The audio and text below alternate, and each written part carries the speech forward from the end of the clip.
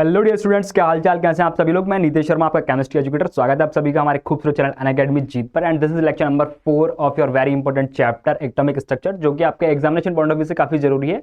अगर हम सिर्फ केमिस्ट्री की बात करें तो कम से कम 2 क्वेश्चन या एक दो क्वेश्चन आते ही हैं, और मतलब टोटल अगर फिजिक्स और केमिस्ट्री दोनों आगे बात करें कम से कम 3 से 4 क्वेश्चन हर बार इस चैप्टर से हमारे बनते हैं। ठीक है, तो this is how this chapter is very important for your exam. ठीक है यार, एंड आगे बढ़ते हैं। This is about my introduction. I am IIT BHU graduate. It simply means that you guys can rely on my content. मतलब अगर आप lecture देखेंगे तो सिंपली आपको पता लग जाएगा कि मेरा जो कंटेंट है बेसिकली एकदम एग्जाम ओरिएंटेड है, और सारे मतलब PY की और सारे एस्पेक्ट्स मैं कवर करता हूँ अपने लेक्चर्स में। ठीक है, लेक्चर स्टार्ट करने से पहले बेसिकली यार कुछ इंपॉर्टेंट बातें वो कर लेते हैं। तो अभी चल रहा है आपका फेस्टिवल सीजन, तो IIT JEE का सब्सक्रिप्शन फॉर 1 ईयर है ना, आप इतने रुपए में बेसिकली ले सकते हो। और आपको इस पर और एक्स्ट्रा 10% डिस्काउंट चाहिए है ना, तो उसके लिए आप कोड लगा सकते हैं यार NK23 है ना। अगर आप इसको यार चाहें तो एडवर्टाइजमेंट समझिए, चाहे आप बड़े भाई की एडवाइस समझिए है ना। अगर आप एक जगह से तैयारी करेंगे तो सिंपली आपके सिलेक्शन के चांसेस हैं वो हाई हो जाएंगे। ठीक है, तो ये तो बात हो गई आपके 1 साल के सब्सक्रिप्शन की। और अभी जो हमारा क्या बोलते हैं JEE 2025 है ना, उसके लिए ये बैच चल रहा है हमारा रफ्तार बैच। ठीक है, ये सिर्फ 2999 में है। ठीक है, इसके लिए भी सेम कोड है।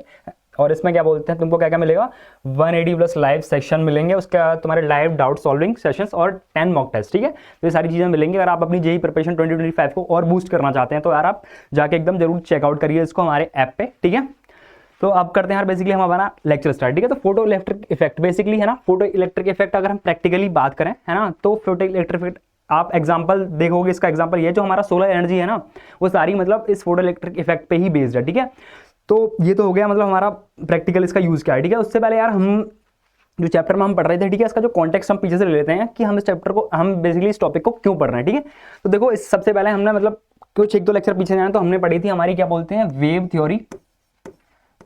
थ्योरी कह लो, या वेव नेचर ऑफ, तुमने क्या पढ़ा था EMR। ठीक है, वेव नेचर ऑफ EMR पढ़ा था है ना। उसके बाद हमने कुछ एक्सपेरिमेंट देखे थे जो कि क्या बोलते हैं वेव नेचर ऑफ लाइट को है ना, वेव नेचर ऑफ लाइट या फिर वेव नेचर ऑफ EMR को कंसीडर करके मतलब एक्सप्लेन नहीं किया जा रहा था। कुछ हमारे क्या थे एक्सपेरिमेंट्स थे। ठीक है, एक्सपेरिमेंट्स थे है ना। उसके बाद हमने जस्ट इसके पिछले लेक्चर में पढ़ा था हमने प्लैंक्स क्वांटम थ्योरी। मतलब उसके बाद हमारी प्लैंक्स क्वांटम थ्योरी आई है ना, प्लैंक्स क्वांटम थ्योरी। उसके बेसिस पे है ना हम इन क्या बोलते हैं कुछ एक्सपेरिमेंट्स थे, इनको हम, ये जो एक्सपेरिमेंट्स थे कुछ है ना, इनको हम बेसिकली कौन कौन से थे, हमारा black body radiation, photo electric effect और एक और था उसमें। ठीक है, उनको हम एक्सप्लेन कर पा रहे थे। ठीक है, तो तुम्हारा वेव नेचर नहीं एक्सप्लेन कर पाया था, कुछ एक्सपेरिमेंट्स थे है ना इनको। तो अभी हमने प्लैंक्स क्वांटम थ्योरी पढ़ रही है, उसके बेसिस पे हमारे ये एक्सपेरिमेंट एक्सप्लेन करे जाएंगे। तो उन एक्सपेरिमेंट में हमारा फोटो इलेक्ट्रिक इफेक्ट एक एक्सपेरिमेंट है। ठीक है, इसके बारे में हम पढ़ेंगे और कैसे प्लैंक क्वांटम थ्योरी का यूज करके आइंस्टाइन ने इसको एक्सप्लेन किया था। ये जो क्या बोलते हैं फोटो इलेक्ट्रिक इफेक्ट जो एक्सपेरिमेंट था, इसको बेसिकली परफॉर्म किसने किया था, हर्ट्ज ने। बट उस टाइम पे प्लैंक्स क्वांटम थ्योरी थी नहीं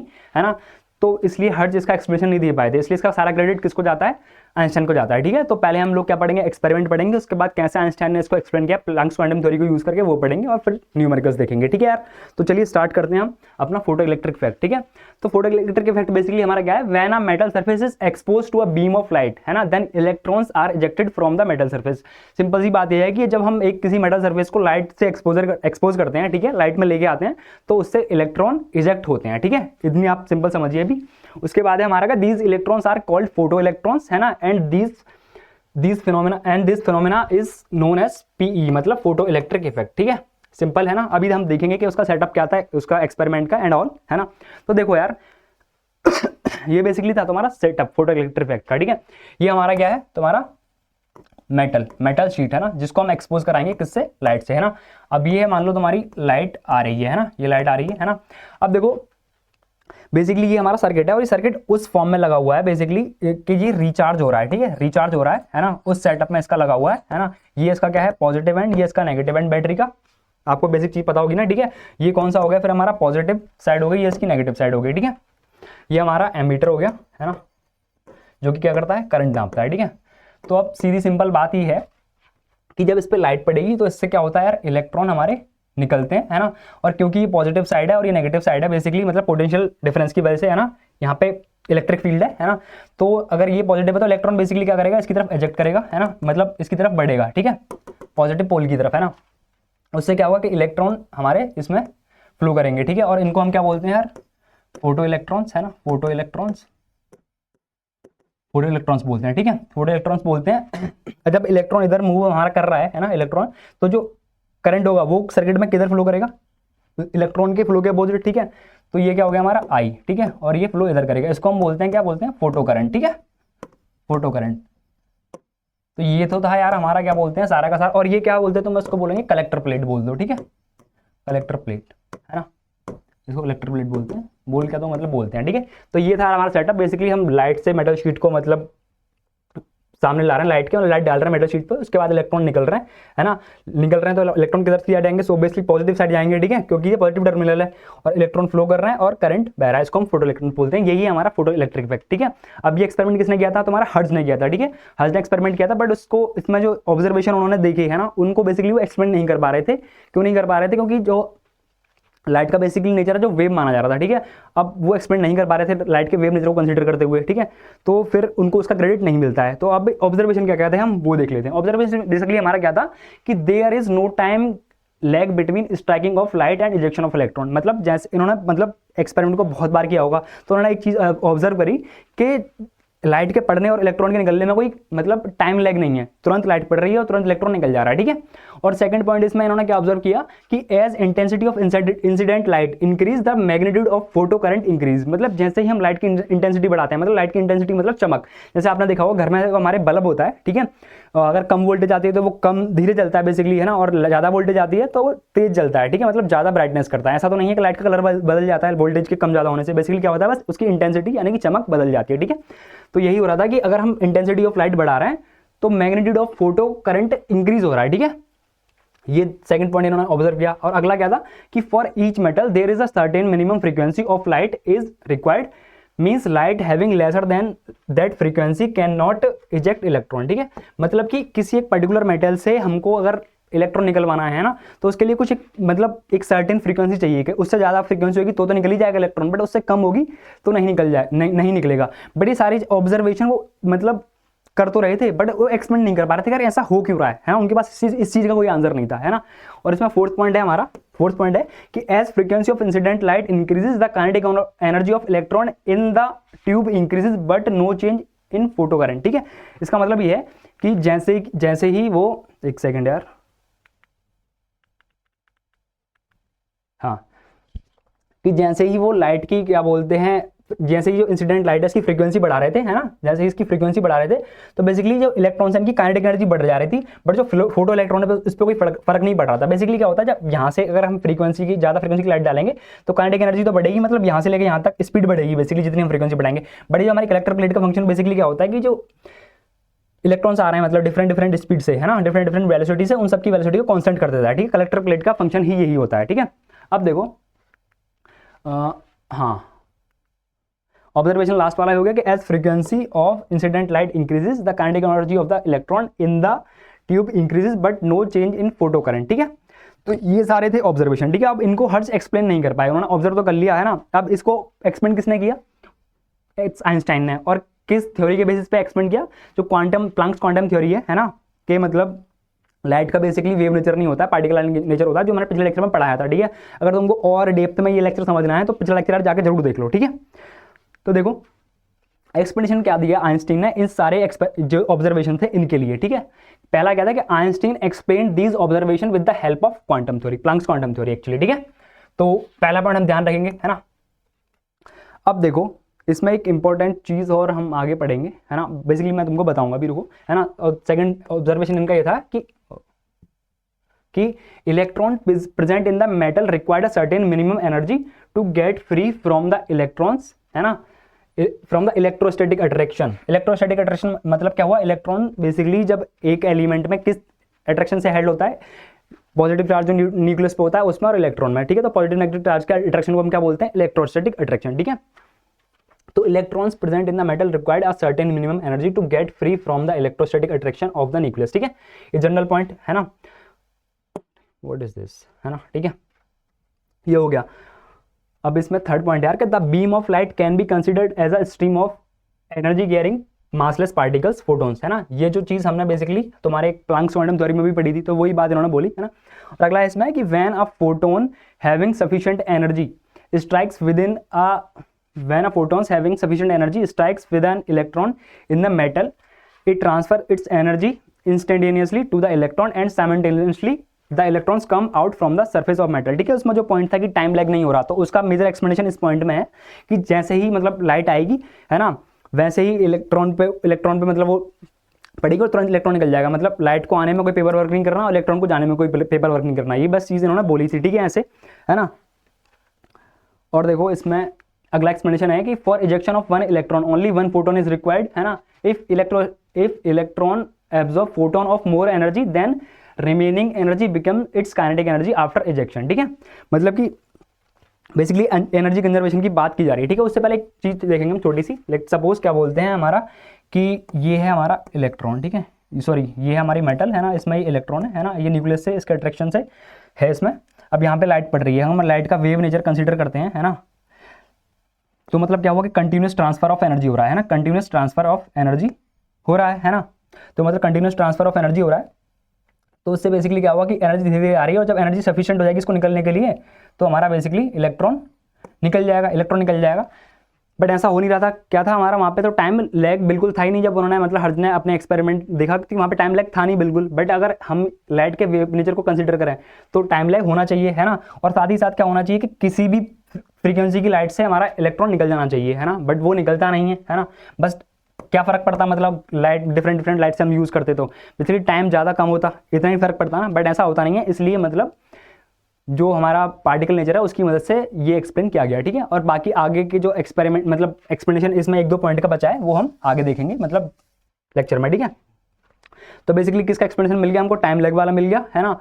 और क्या बोलते हैं एक पर्टिकुलर फ्रीक्वेंसी चाहिए होती है, वो वाला मिल गया। ठीक है, अब देखो इसमें क्या है कि अब लास्ट पॉइंट हमारा था क्या कि if electrons absorb photon of more energy then remaining energy becomes its kinetic energy after ejection. ठीक है, तो बेसिकली एनर्जी कंजर्वेशन का इसमें लगा दिया है ये कि हमारा लेट सपोज देखो इसमें एक जो इंपॉर्टेंट पॉइंट था कि for ejection of one electron only one photon is required. ठीक है, ये मेन पॉइंट है यार इसका काफी। ठीक है, अब देखो कैसे मेन पॉइंट है, इन्होंने बोला एनर्जी कंजर्वेशन कैसे लगाएंगे बेसिकली कि energy of photon incident photon. ठीक है, ये बेसिकली हमारी क्या हो रही है कि एनर्जी रिक्वायर्ड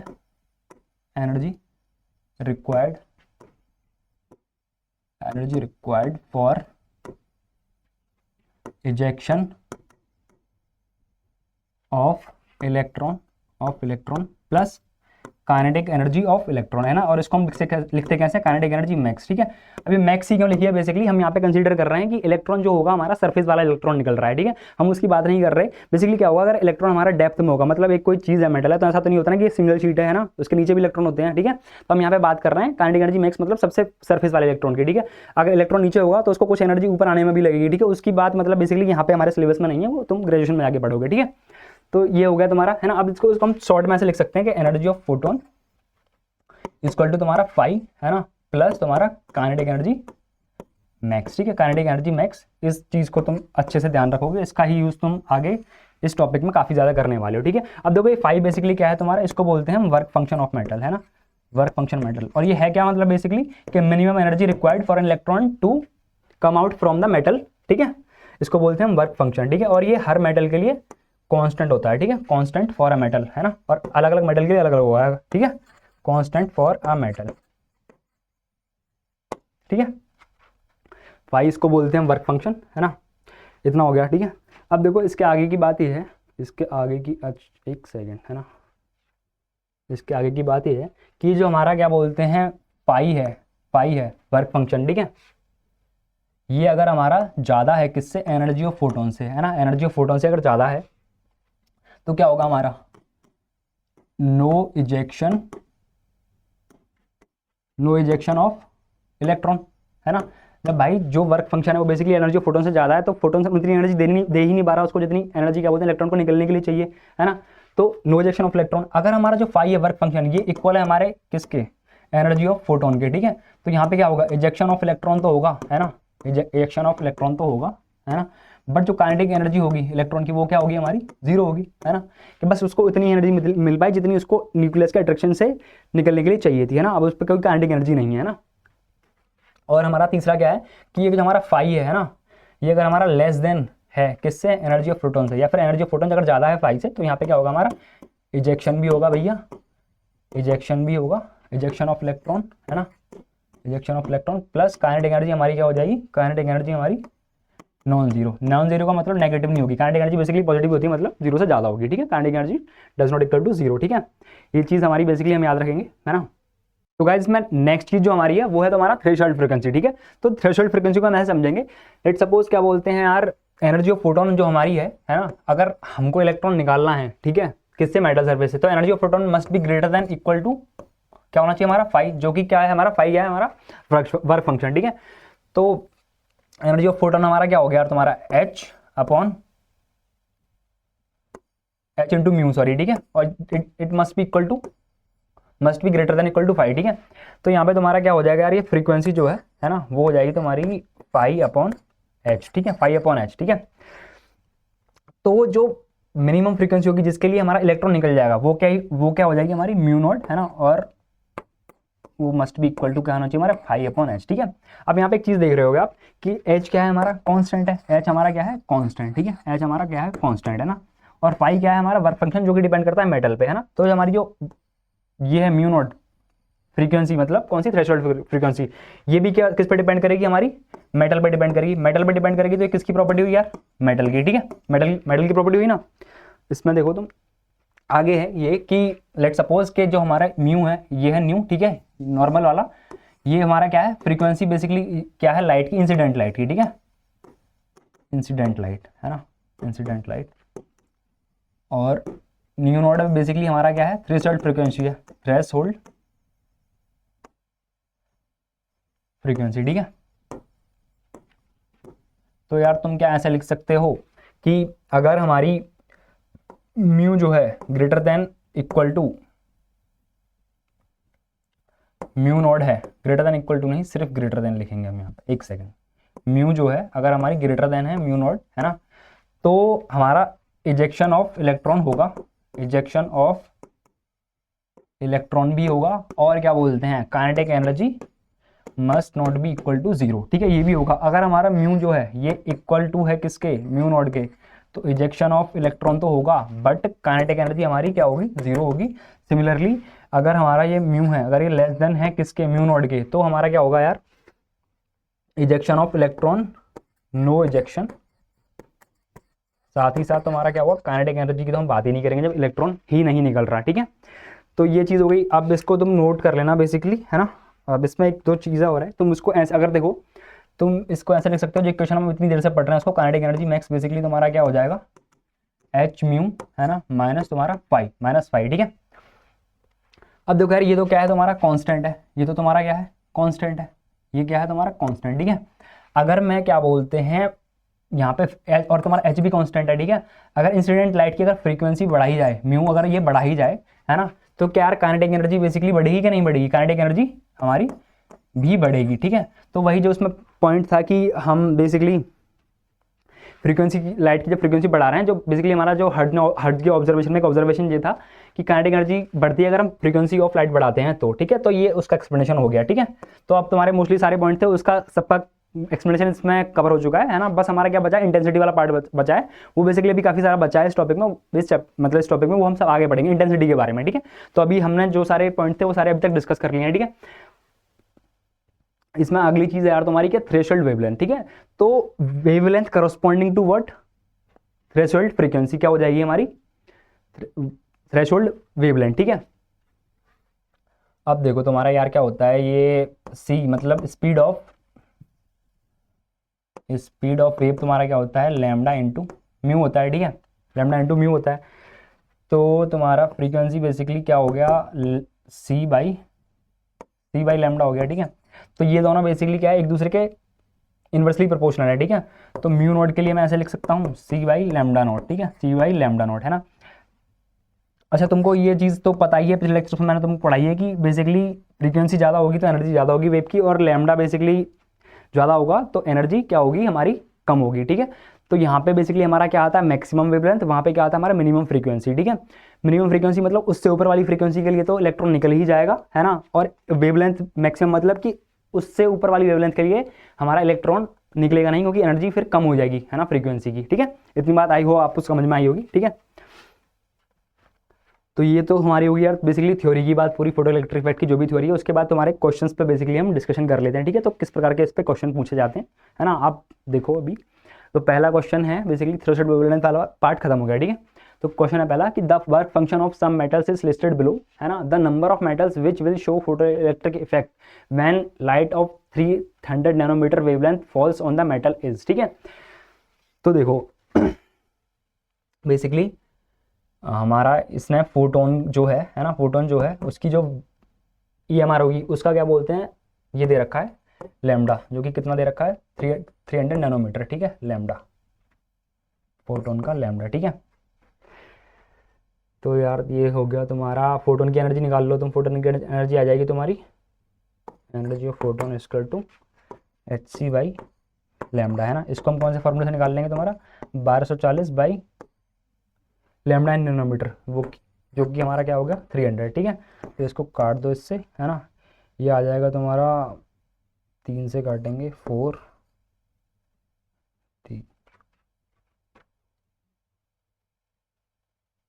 24, 3 से कटेगा क्या, 4 तो 6 साथ नहीं कटेगा, तो 12, अच्छा सिंपली हम डिवाइड ही कर लेते हैं, लाओ यार 124,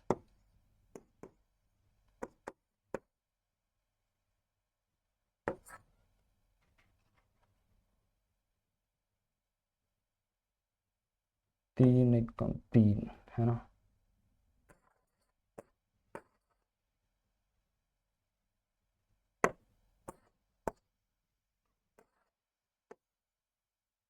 फोर पॉइंट वन आएगा बेसिकली यार, ठीक है। इसको छोड़ो तुम, है ना। 4.1 बेसिकली, ठीक है। 4.1 ये किस में आएगी तुम्हारे इलेक्ट्रॉन वोल्ट में, और वर्क फंक्शन यहाँ पे भी किस में दे रखा है इलेक्ट्रॉन वोल्ट में, ठीक है।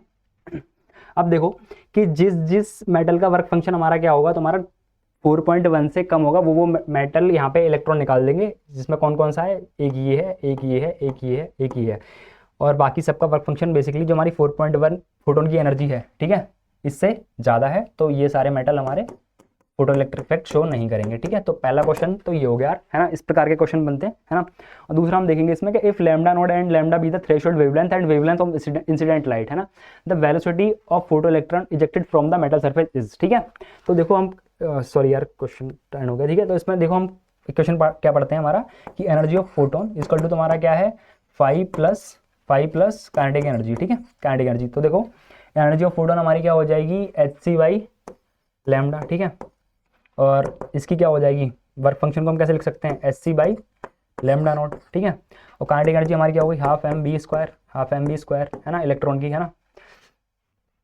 तो ये बेसिकली हमारा क्या कह रहा है तुमसे, v पूछ रहा है ना, तो v बेसिकली तुम्हारा क्या हो जाएगा hc को कॉमन ले लो आप, है ना, 1 by lambda minus 1 by lambda naught, है ना।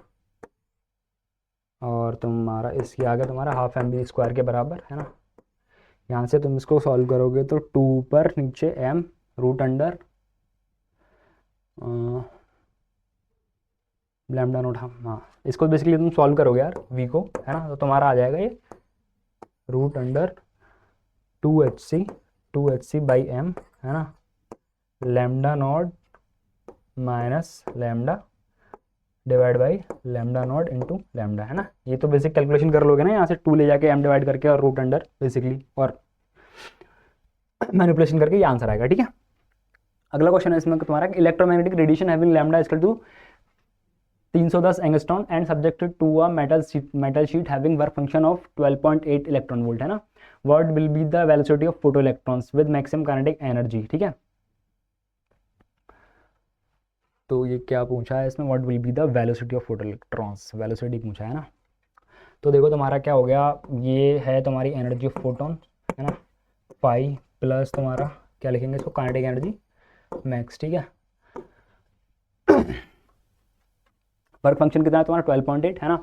एनर्जी ऑफ फोटोन तुम्हारी कितनी हो गई, एनर्जी ऑफ फोटोन को लिख लेंगे हम 1240, इलेक्ट्रॉन वोल्ट वाला फॉर्मूला यूज़ करेंगे, है ना। वो एंगस्ट्रॉन में है, अगर उसको नैनोमीटर में कन्वर्ट करेंगे कितना हो जाएगा 31, है ना, 31 हो जाएगा। और तुम्हारा ये है 5 का 12.8 दे रखा है, काइनेटिक एनर्जी 12.8, ठीक है। एक सेकंड 12.8, है ना। और ये उसने पूछा गया तुम्हारा what will be the velocity, है ना, हाफ एम वी स्क्वायर, ठीक है। ये हो जाएगा तुम्हारा 31 से इसको डिवाइड कर देंगे तो 40 आ जाएगा, 40 माइनस 12.8, है ना, half M V square, half M V square. Velocity पूछ रहा है बेसिकली, मास ऑफ क्या बोलते हैं तुम्हारा इलेक्ट्रॉन का, तुम रख दोगे कितना 9.1 इंटू 10⁻31 kg, ऐसा यूनिट में रखेंगे, ठीक है। यहाँ से यार तुम कैलकुलेट करके वेलोसिटी निकाल लेना, बेसिकली कितना आ जाएगा तुम्हारा 12 32, ये आ जाएगा तुम्हारा 27.2 है ना। और ये इलेक्ट्रॉन वोल्ट में, इसको बेसिकली हम किस में कन्वर्ट कर देंगे, जूल में। 1.6 इंटू 10⁻19 से मल्टीप्लाई करेंगे तो जूल में कन्वर्ट हो गया, है ना। इसको हाफ एम बी स्क्वायर के बराबर रखेंगे, यहाँ से हम वेलोसिटी कैलकुलेट कर लेंगे। इतना मैनिपुलेशन तुम कर सकते हो, ठीक है, एग्जाम में भी तुमको ही करना है, ठीक है। अब इससे ज़्यादा बताने की तो इसमें कोई ज़रूरत थी नहीं, है ना। तो यार बेसिकली ये इस प्रकार के कुछ क्वेश्चन है, बाकी मतलब आगे हम करेंगे बाकी के डिफरेंट टाइप के क्वेश्चन आने वाले लेक्चर्स में, ठीक है। तो आज का लेक्चर बेसिकली हम यहीं तक रखते हैं यार। Thank you very much guys for watching this video, ठीक है।